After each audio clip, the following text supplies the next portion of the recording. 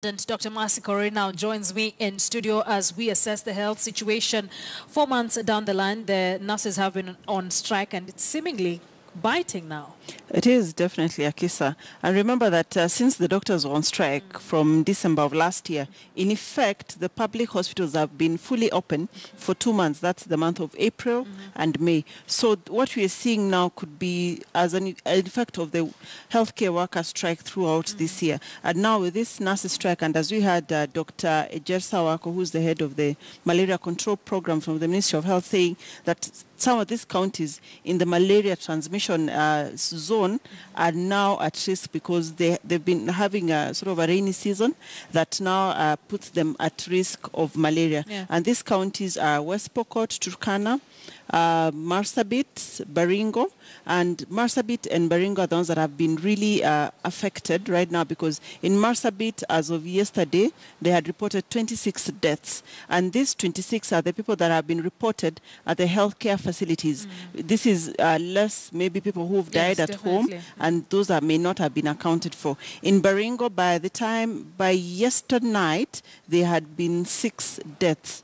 Earlier, there had been 4 children, 3 who died at the hospital and 1 had died at home. So these numbers could be increasing because, one, people know that healthcare facilities are not open, so they're not taking they're not taking the initiative to go to hospital and they're sick because they're expecting that there'll be no one, and in most of these facilities actually there's no one, so there's delayed healthcare seeking, and so that's what many people have been affected. Now the other county that is being affected is Lamu County. So though the government said they are managing it, but the reason why Lamu might be big of concern is now that the coastal strip may now experience also increased number of malaria cases because, you know, they have the same weather pattern, they have the same condition. So if nothing is done promptly or as soon as possible, then we might be seeing many more people being affected by malaria. Will the nurses going back to work, is it the only remedy to the situation currently, or there might be other underlying issues?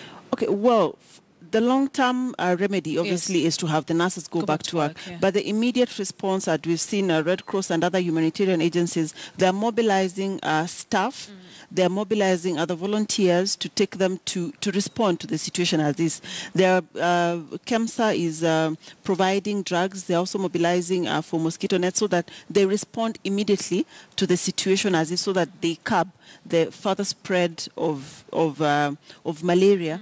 But obviously the long-term solution is to get the nurses back at work, because if the nurses were at work, if the healthcare system was working as it should have been, then it means disease surveillance and noting the initial presentation of fever or malaria-like symptoms would have put the healthcare workers on, they would have given them, they would have been suspicious that it's malaria, and they could have probably acted in time before we reported 400 positive cases of malaria in Marsabit, for example. So North Hall, Dukana, and Ilret in Marsabit currently are really, you know, bearing the brunt of the malaria, which the nurses and other healthcare workers, if it was business as usual, would have actually picked it much earlier before now, you know, the situation got out of hand. And it's seemingly worse for the far-flung areas?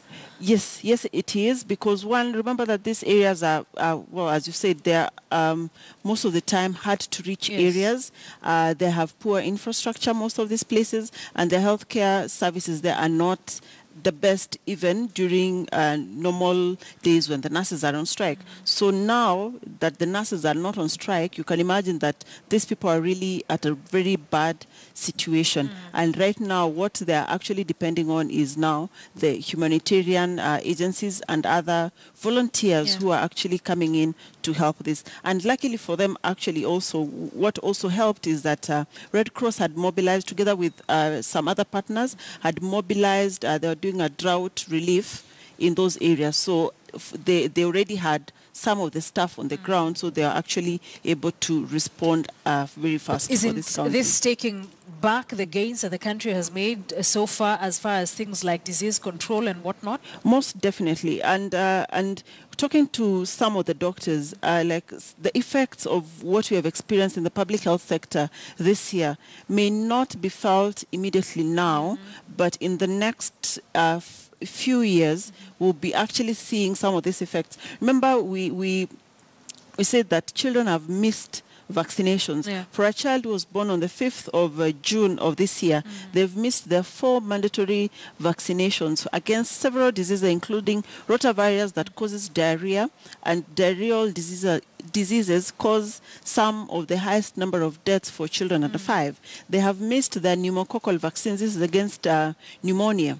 Pneumonia is one of the biggest killers of children. So those are the immediate ones. They have missed polio vaccinations. They have missed their TB vaccination. So these are diseases that may actually, re-emerge back later when these children are growing up. And some of these diseases actually also affect adults. So what we had gotten as a herd immunity as a country may actually be rolled back. And although yesterday the government was saying they're doing with UNICEF a catch-up campaign, we're yet to see what that program exactly entails, which areas they're actually going to, though they say they are mapped out, but we asked for this document to see, is it actually happening, when is it actually happening, because it's a matter of grave concern, because now our healthcare, it wasn't the best, but now we've probably taken it to its knees. Some steps back. Yes, and these effects actually, we'll start seeing them as months go by, and in years to come, as doctors, healthcare workers, and other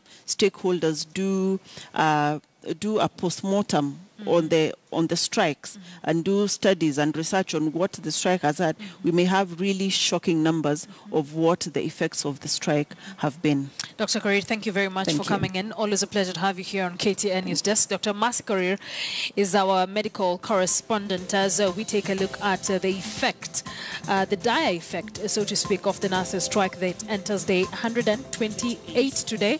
Yes, and of course, it's a situation we continue to track. Dr. Mombasa Korir continues to assess the situation for us here on KTN News. Let's